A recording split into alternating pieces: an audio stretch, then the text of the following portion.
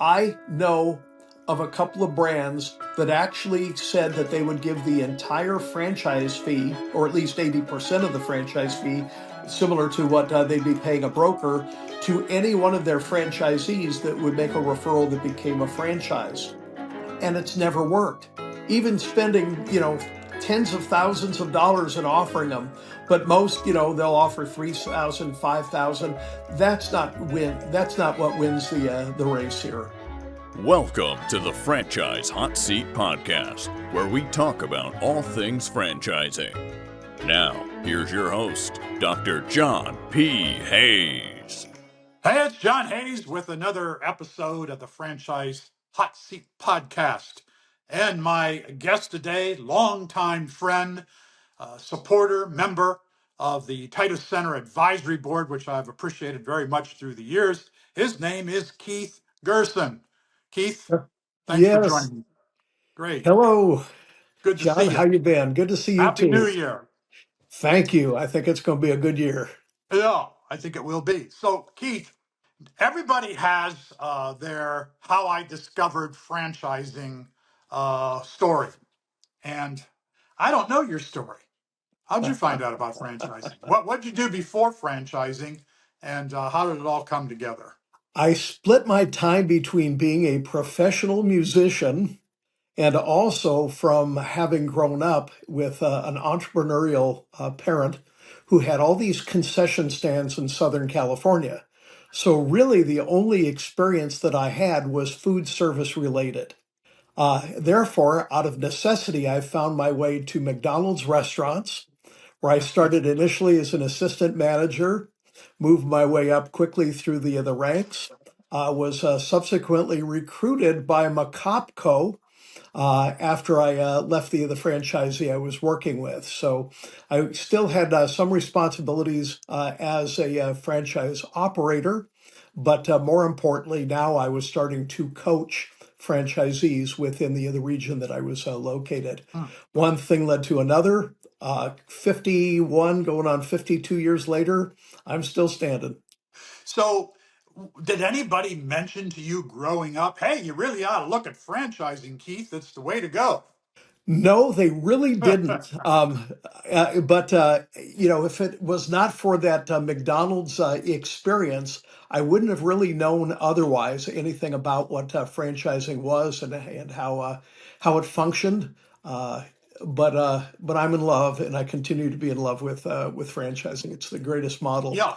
I will tell you, John, that along the way, though, even though over the years I was working primarily as a franchisor, I had actually purchased, owned, and operated Mrs. Fields Cookies franchise up in the Pacific Northwest while being an officer for that company. So I've walked the walk, franchisor, Yeah. franchisee, and also franchise supplier. Yeah, great. Well, that's terrific because, well, for one thing, few people have all that experience.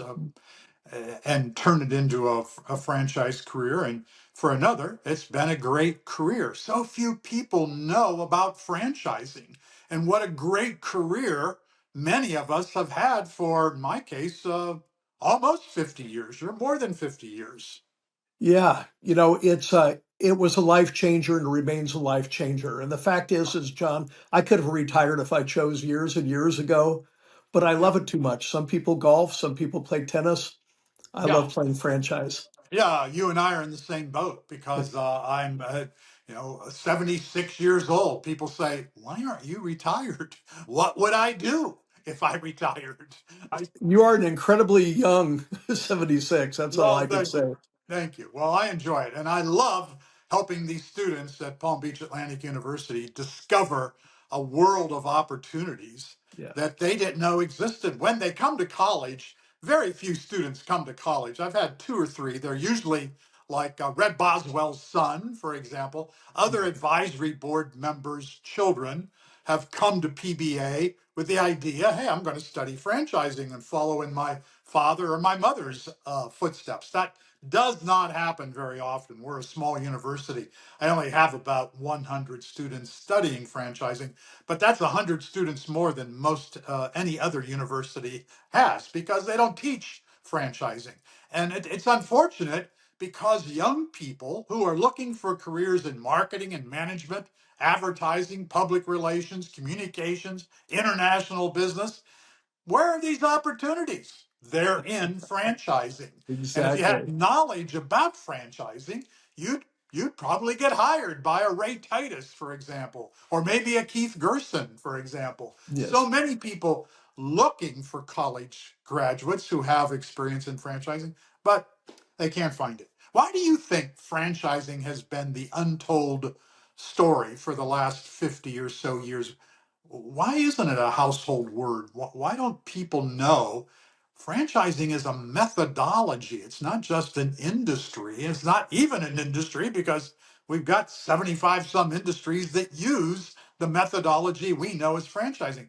Why is it so complicated? Why is it such a secret that franchising, young men and women, franchising is your path to success? For so many years, John, and it's a great question, and I'm not sure I'm going to give you a perfect answer to that because I think it's still up in the air as to why that is. But I think what happens is we have, and it's a small world in franchising. There's only approximately 3,200 franchise brands in the United States. On the other hand, there's well over 800,000 franchise locations.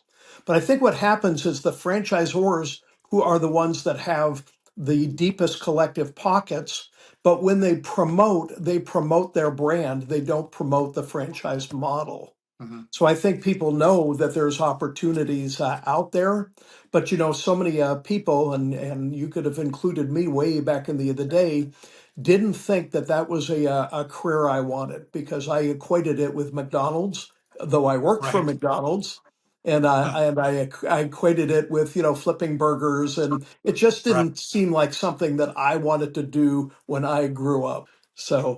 I think that the IFA does a fabulous job at the International Franchise Association. But Yeah. again, how much time, how much effort could that one voice make? I think collectively, if we not only promoted our brands, but we promoted the value of the franchise model, we'd get there a lot sooner. Yeah. So that McDonald's story reminds me of a student who was studying data analysis, which is an area that you know a lot about. I don't know anything about data analysis. Don't want to know anything about data analysis, to tell you the truth. Can't understand why students want to study data analysis, but she was studying data analysis with much approval by her parents. But when she got into it in her freshman year and a little bit longer, she realized this is not exactly what I thought it would be. Not as exactly not as exciting as I thought it would be. And I've got friends who are telling me about franchising. I want to try that. And then she found out that there was a franchise concentration that she could take at Palm Beach Atlantic University. So she told her parents she was going to switch to franchising, and they said, "No, you're not. We're not sending you to college to flip burgers at McDonald's." Isn't Well, that a shame?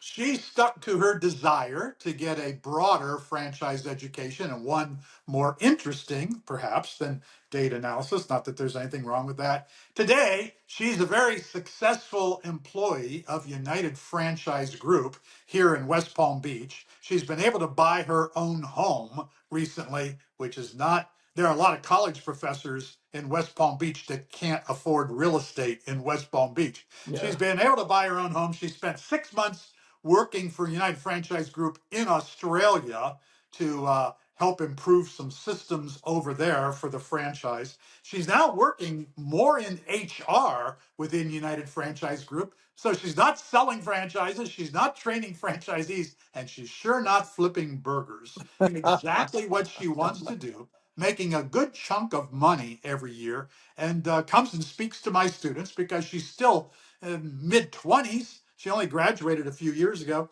to tell Amazing. students this is the way to go, get into franchising. So you help, you watch, not so much that you help people get into franchising, but you watch who's getting into franchising through your services. And I wonder, I'd like you to talk about the last year, 2025. How did that, was it a good year for franchise development? In other words, the buying and selling of franchises, was it a good year? An okay year, a bad year? Talk about that. Yeah, it's a great question. First, I want to say, God bless Dr. John Hayes. Oh, thank you. You have a calling, and thanks to you, uh, that's how and why Palm Beach Atlantic University was able to put together such an outstanding program. So just I appreciate that, Keith. kudos, John.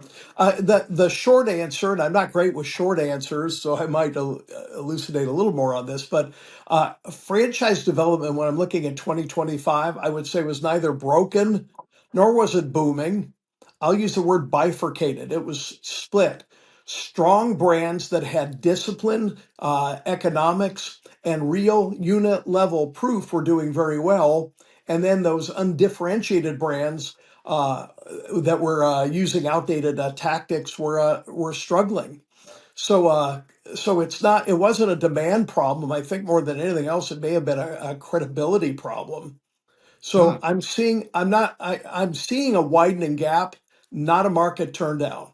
So let's be clear, capital is still available, buyers are still interested, but the bar is materially higher than it was even a few 8 years ago. So I guess that I would say that the highlight is that franchising is still maturing all of these years later and being treated more like an asset class. So the downside is that brands that fail to invest in their fundamentals remain exposed. And I tell people all the time, if you don't see a good story in item 19 in terms of those franchise performance, uh, run. There may Yeah, be extenuating circumstances, but yeah, it really but boils down to that. So the good executors, they're doing great. Those that can't differentiate in the market, they'll continue to struggle. what I think you're saying is if you don't have a successful franchise brand, buyers are smarter today. Now, maybe that's wishful thinking on my part. Buyers are smarter, they're scrutinizing more, and they want to see a successful story before they become a franchisee. Is that fair to say? That I think that's right on the money, Yeah, and people are more educated than ever, and there's so much great content out there. There's yeah, great books that have been written. There's programs such as the ones that you're operating. yeah. Um, it's there for the taking, but you got to choose well. Yeah. So now you mentioned item 19. Not everybody knows that that's the financial representation section of the federally mandated, which is just wonderful that it is, Yeah. disclosure document that a franchisor has to give to a prospective franchisee a couple of weeks at least before they buy a franchise. But item 19 is the only of the 23 items, the only one that's not required by a franchisor to complete. Is that a problem? How many franchisors say, well, we'll put in the item 19 and tell you essentially how much money you might make? Yeah, it's a missed opportunity. I think that this will continue to evolve, thanks to the FTC, thanks to I can't even tell you what the acronym for this NASA stands for, That's right, but right. yeah, but I think it really boils down to this. I believe that franchise ors are missing an opportunity. I think that one of the things that need to be tightened up right now is that there are a lot of, and I shouldn't say a lot, there are some brands, and I ran into one recently when I was doing mystery shopping for a private equity company that was going to acquire a brand, and uh, and the sales team, and they were using a franchise sales organization, basically said, "We are not permitted by law to give you that information." And that's just not true at all, Yeah, is it? So, yeah, again, there are newer brands I think that get a get out of jail free card because if you're a new emerging brand and you don't have franchisees that are open and operational in a year over year position, yeah. that's a reason that you may not see it. But for a more mature brand that has been franchising for 2 or more years, if you're not seeing it, again, I just think that it's a missed opportunity. But then again, They think that perhaps they can make more sales selling the invisible than if they were to tell the truth that their brand is really more of a job replacement Mhm. investment. Will a franchisor use financial data from their corporate operated units if they have them before they have franchise locations? They can and they do, but it's still not a great representation Right. of what it might look like if you were running a franchise. Yeah. So so I wouldn't again. I would be a little leery. Yeah. So how many new franchise brands are coming online? I always hear from various sources, Fran Data, the IFA, depends on who's talking at a conference. There maybe are 400 new brands introduced to the world of franchising in America every year. Is that whether it's 400, 500, 300?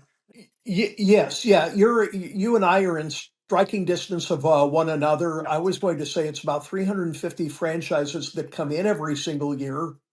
But conversely, we've all heard that there's a similar number of brands that Yeah. go out every single year. Kind of amazing, right? They Yeah, fail. and they're not necessarily failures.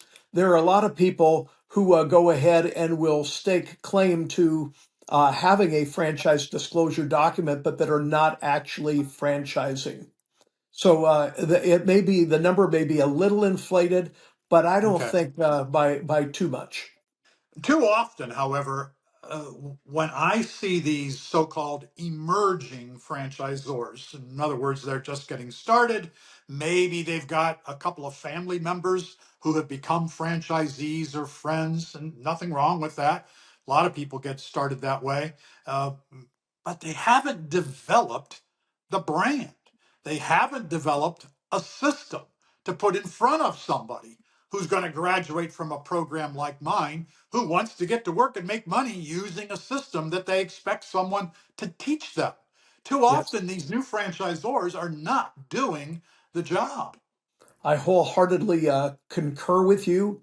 I think that one of the most telling parts of the franchise disclosure document that I would tell prospective buyers to look at is both the table of contents as well as the training curriculum and how it's split out between classroom, virtual, and on the job training, if you will.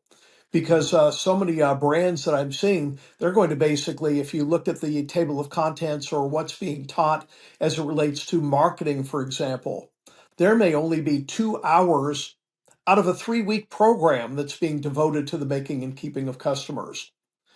If you look at, and if you're, for example, a multi-unit buyer, somebody who's interested in that, and you look in the franchise disclosure document, I read probably 200 plus franchise disclosure documents every single year, and I Yeah. have yet to ever find one brand that is offering training for multi-unit ownership.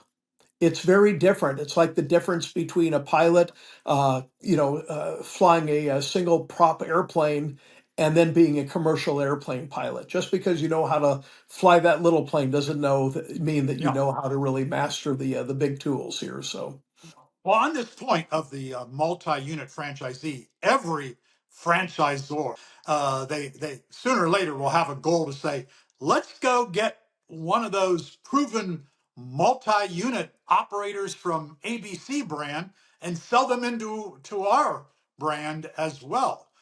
But that's not the same as just selling a single unit franchise.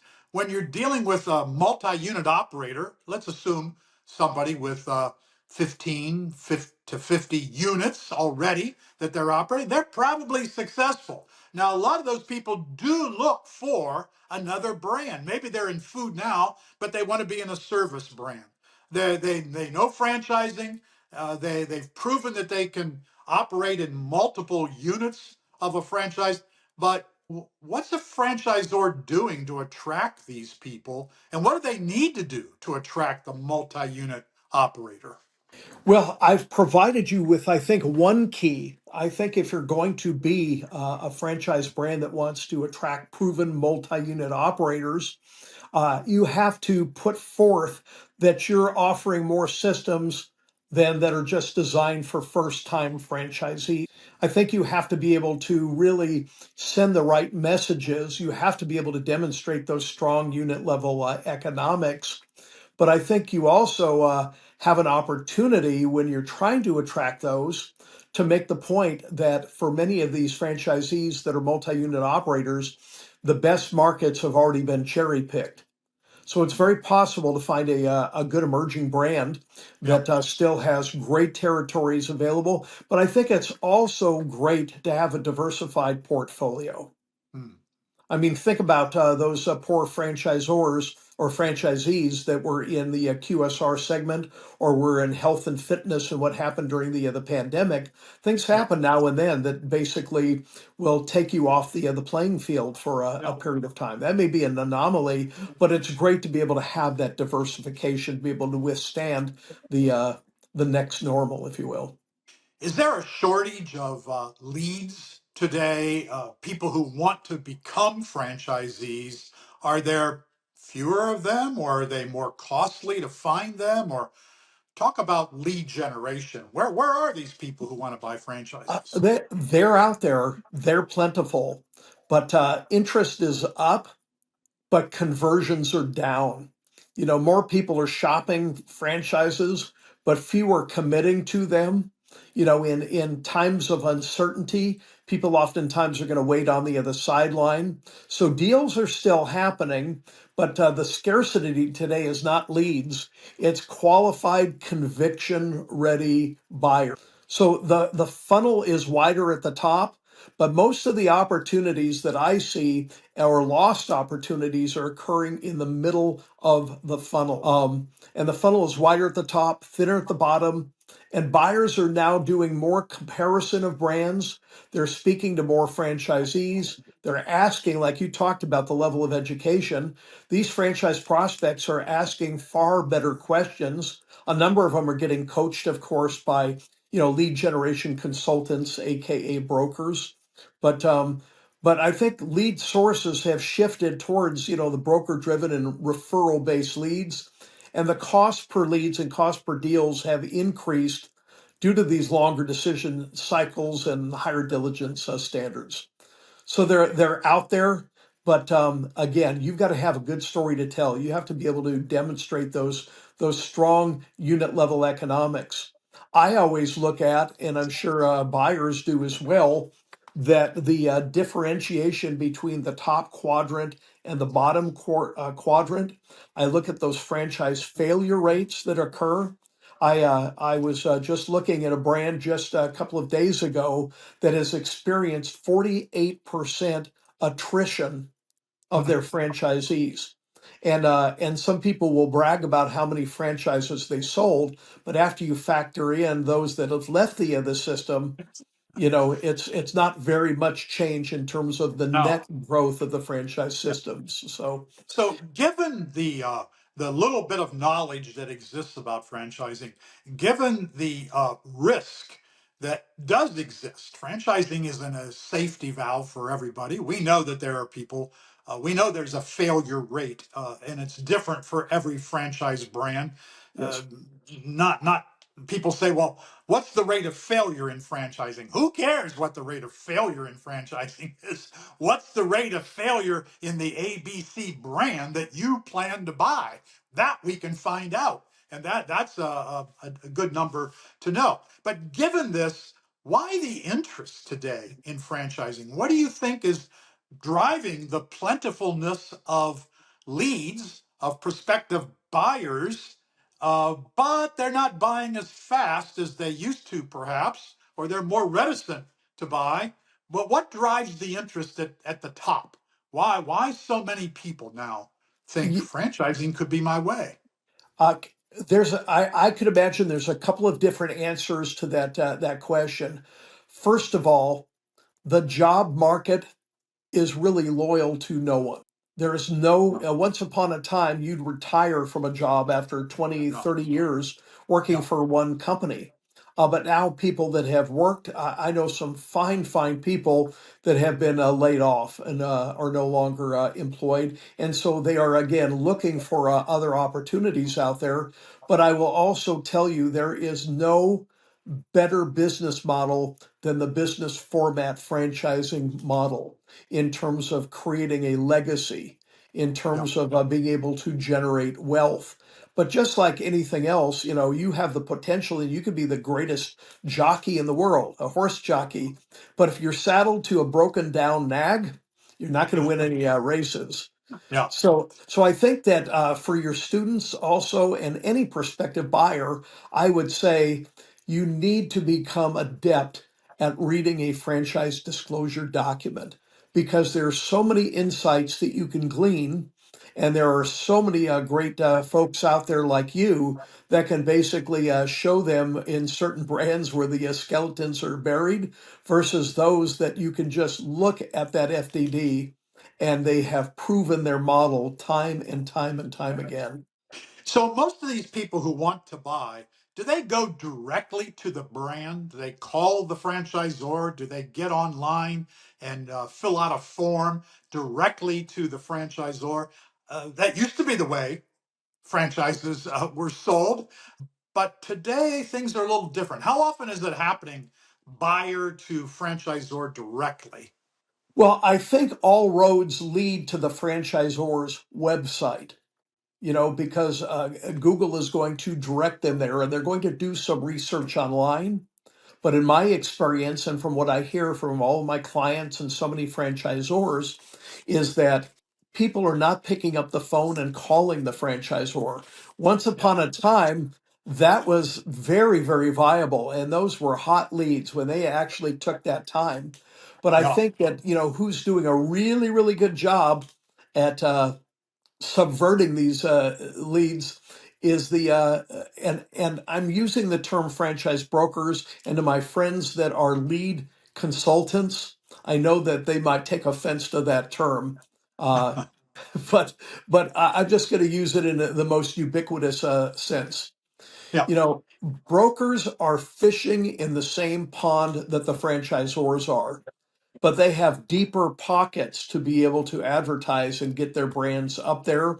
The average cost per lead, according to Franchise Update, the IFA, Hot Dish Advertising, is give or take $271. So Wow. the brokers are not necessarily having a secret formula. And when people say that portal leads are terrible, they're mistaken because the franchise brokers are going, they're finding them, they're coaching them, they're teeing up opportunities. They may be steering, you know, somewhat, but the brokers are very adept, and they're selling a meaningful majority of franchises today. And by that, I will tell you that when I was the president for a dozen years of Frank Connect, I studied these numbers and had more access to these numbers than arguably almost anyone in the other world, you know, because of the 1,500 brands worth of data that I was able to access. Yeah. But people look at the fact that the lead to deal, the cost per sale, and the closing effectiveness conversion rate for portal leads is only about 0.3%. So a lot of people say it takes 100 leads to generate one deal. With point Yeah. three, I'm just going to round and say it's closer to 300 leads. And yet, Wow. that's where the franchise brokers are going. That's where they're finding, that's where they're qualifying, and they do an awesome job of that. And I will state, according to the data, that brokers are the number one source for paid leads that become sales. Terrific. So I want to back up a portal lead. By portal, you mean a website that's been created to attract people who might want to buy a franchise or thinking about buying a franchise. So franchise.com, for example, you could go on there and you could find hundreds of franchise opportunities. Sometimes that's overwhelming to a lead because they don't know what to look for. But that's a portal. And then those portals, whoever owns that portal, will sell those leads to franchisors and to brokers. Am I right? That's absolutely correct. Yeah. Okay. So that's a portal lead, but a lot of leads probably don't come through portals. Do do leads go directly to franchisors? Some of the time they do. You've talked about that. Do they go directly to brokers? Do they go to expos and walk up to an exhibit, to an exhibitor at an expo that these happen across the country, and do they get interested there and actually then buy a franchise? Well, you're absolutely right. I mean, from a franchise development standpoint, the best strategy is a diversified strategy. It's not like one place and one fishing hole that you're going to go to. You'll fish out quickly on that front. The fact is the majority of the leads are coming from the lead generation portals. We have historically said, and I think trade shows are great, and I don't think anyone works a franchise trade show better than Ray Titus's team. Yeah. Uh, it's Yeah. a science, and Yeah. I think Ray would remember that I saw that he would always put his booths back to back. Every single row would be another one of his. But he had a real problem with his team if they'd be standing behind the counter Yeah. checking their emails, not engaging with people as they're walking by. And I Right. actually saw him go up on a scissor lift way up high. He had a phone in his hand and he was looking at people that were walking by the booth with no one in his team reaching out. And he strongly coached the individual, and then he came on down, and we had a good laugh. But I mean, Yeah. we take it very, very seriously. But most Yeah. would say, hey, a good trade show is one if I could walk away with one sale. Yeah. Uh, but that still could be a very important sale, and I don't think that we should turn our back on it. But Yeah. um, but again, Absolutely. I go back to the fact that the franchise brokers, though, are paying a lot less for a portal lead than they will a trade show lead, and they'll work them. But they also have protocols, and even though they are encouraged to send one of their prospects 3 to 5 different franchise opportunities based on the psychographics, based on the experience. There's people out there like Rebecca Monet who has a great system that a lot of franchisors use to determine what's the best fit. But left to their own devices, a prospective buyer doesn't necessarily know as to whether or not they have the wherewithal to operate that type of an Mhm. opportunity. So that's one of the things I do like. Yeah. But I want to say though that the number one source for unpaid leads that become sales are referrals. And referrals are gold. They have the highest singular conversion rate of any lead you could possibly hope Wow. for. They come Yeah. from happy, satisfied franchisees. They come from happy customers, and that's really, really what you want to need to concentrate on. They're So passionate about your brand. franchisees, existing franchisees who go to their neighbors and family and friends and say, "Wow, I'm so happy that I'm a franchisee of ABC brand," and I I they promote the brand to other people. So it becomes a terrific referral opportunity for a franchisor to go get another like-minded individual to become a franchisee. Franchisors don't use that referral system often enough, in my opinion. Or they use it, but they use it incorrectly. I will tell you, I know of a couple of brands that actually said that they would give the entire franchise fee, or at least 80% of the franchise fee, similar to what they'd be paying a broker, to any one of their franchisees that would make a referral that became a franchise. And it's never worked. Even spending, tens of thousands of dollars and offering them, but most, they'll offer 3,000, 5,000. That's not what wins the race here. You No, can't buy it. It has to no. really be organic and heartfelt. Yes, absolutely. Now, maybe we did buy it because, as you recall, I was the president, CEO of Home Vestors of America. We Yes. buy ugly houses back in the day when real estate investment was really hot. This was before we sold the company to DeLuca, to Fred DeLuca from Subway, who was one of our investors. And we came up with a plan that if you gave us 5 leads that actually became franchisees over a period of time, we would buy you a brand new F-150 pickup truck. With all real estate investment people, they love to have a good truck. And Nice. we would wrap that truck for you. We loved our December convention every year for a period of years. One convention, we had 5 wrapped F-150 pickup trucks that we were awarding to our franchisees who gave us those referrals. And of course, it was a great brand. It was perfect for the time before subprime was taken out of the market. But whole Yes. different story. Our franchisees there were enthusiastic. They loved Homevestors of America, and they wanted to bring their friends into the fold, which helped us immensely in developing that brand. So more franchisors should look at that opportunity. I want to go back to something else. Two other things you said. When you're talking about Ray Titus working a trade show, well, Ray disclosed the secrets of working a trade show, Titus style, at our November 2025 advisory board meeting. He did a keynote for about 100 people, including students, but including many franchisors, franchise brokers, franchise suppliers at our advisory board meeting.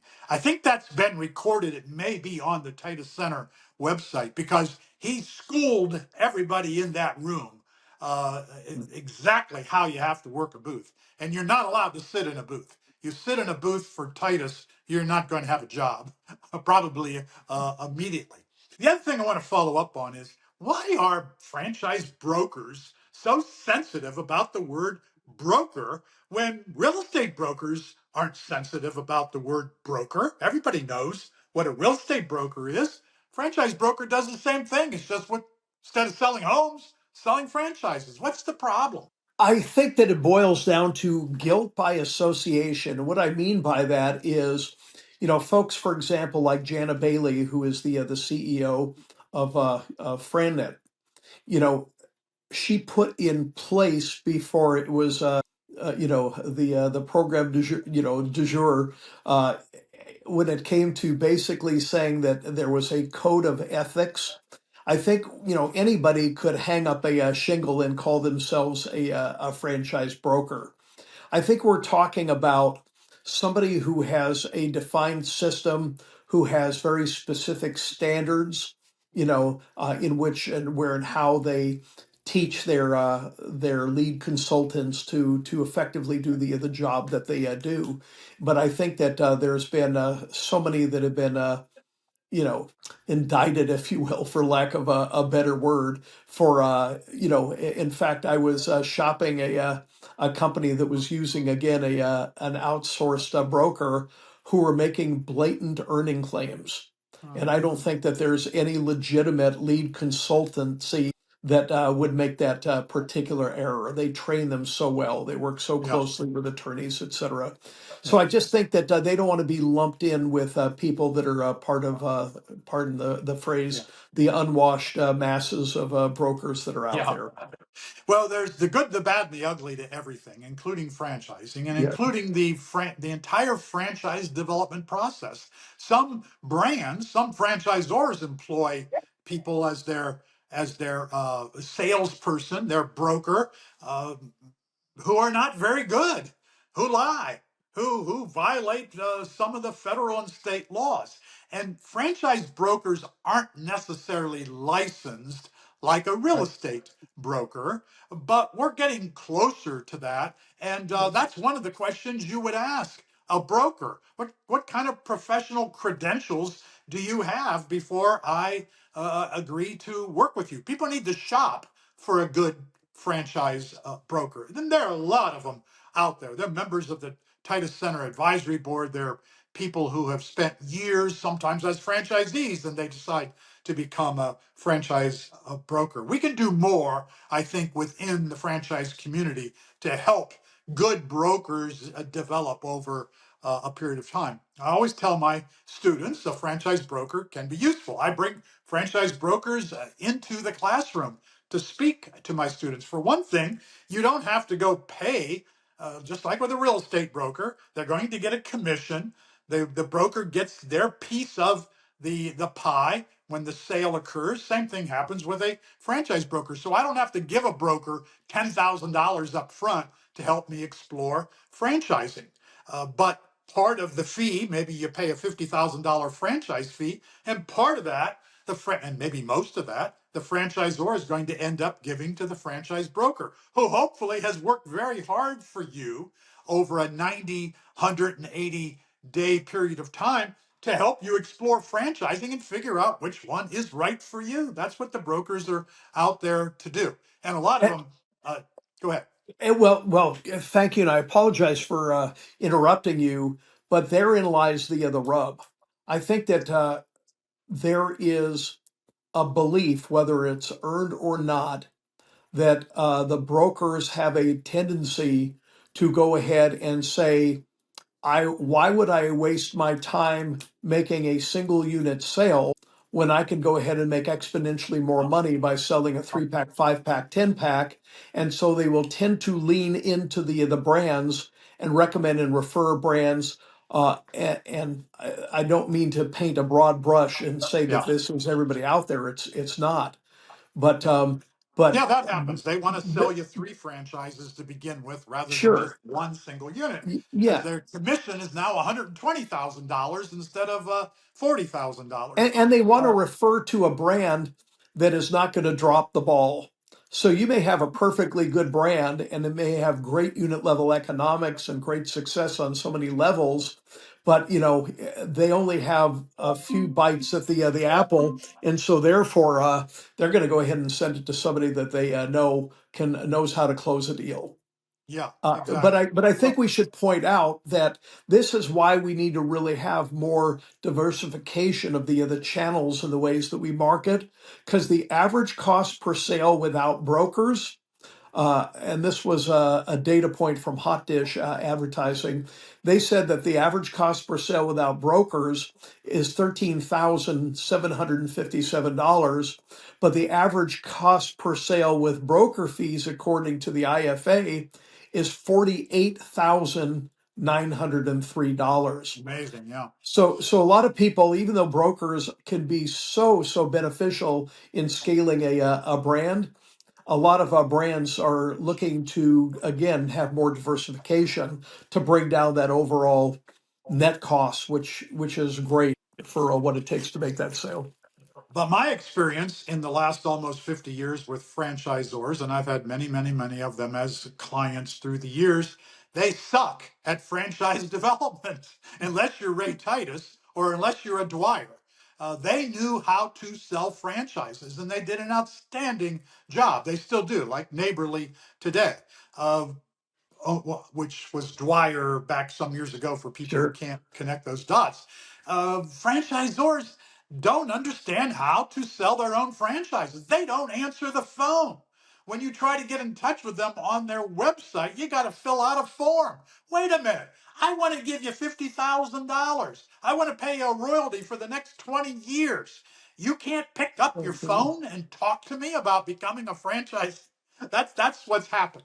And that's where the brokers saw an opportunity uh, some years back, late 80s, early 90s, to step in and help sell franchises. Uh, And yeah, and John, that's why I was talking about the fact that there's not a lead problem, and when I was talking about mid funnel, is yeah. the fact, and I had all this data to support that from my Frank Connect dates, was that 80%, over 80%, I think it was 82% of all deals that were closed were those that were contacted within 4 hours or less time. Mm, wow. And so speed to the lead, we've proved time and time again, is something that's very real, but we saw well in excess of 60% of leads that never ever received a return phone call. Amazing. So, another thing I want to talk to you about before we run out of time, how are you using AI in your work? And do you see more franchisors, particularly in the roles of franchise development? Is AI replacing brokers? I don't think so. Although AI could do a better job than many franchisors do with putting people into development. But talk about AI and what kind of role is it playing, if at all, in franchising? Well, it certainly is. AI does not replace judgment. Make that clear. It exposes where judgment is missing, and the smartest franchisors are using AI to see clearer, not to sell harder. So there's high value use cases like lead scoring that can be done very, very effectively with AI, behavioral analysis, validation, sentiment analysis, speed to the lead improvements. We were using Lumen.ai, for example, with a smart chat bot that existed to engage, to answer frequently asked questions, and to book appointments, and that's becoming more and more common now. But What's the lead mis- analysis? Using AI to actually analyze a lead to tell you whether you should invest time in this lead or not?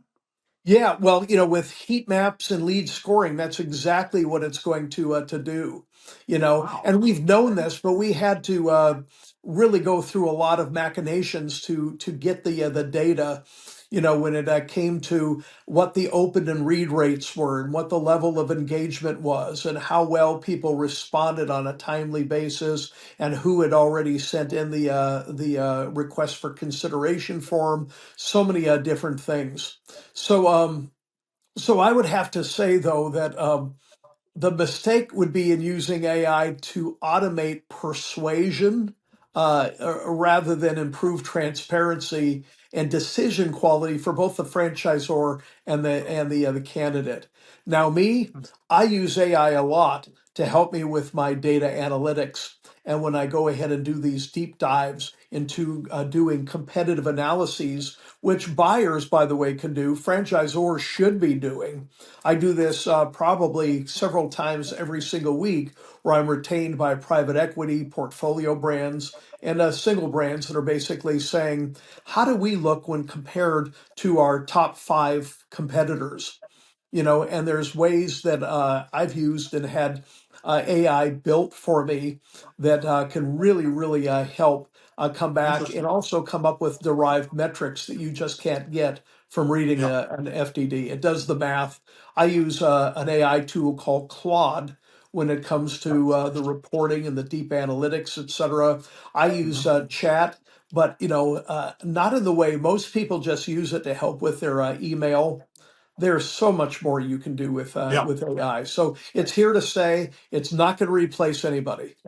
That's That's good to why I know. talked about it's about seeing clearer, not Yeah. helping you sell harder. So All right, Keith. Well, that was fantastic.